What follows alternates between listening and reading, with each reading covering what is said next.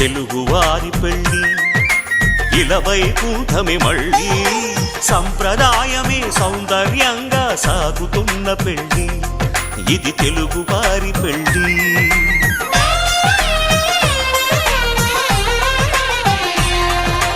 తెలుగువారి పెళ్ళి ఇలవైకుంఠమే మళ్ళీ సంప్రదాయమే సౌందర్యంగా సాగుతున్న పెళ్ళి ఇది తెలుగువారి పెళ్ళి ఒకరికి ఒకరని అనుకుంటే అదే నిశ్చితార్థం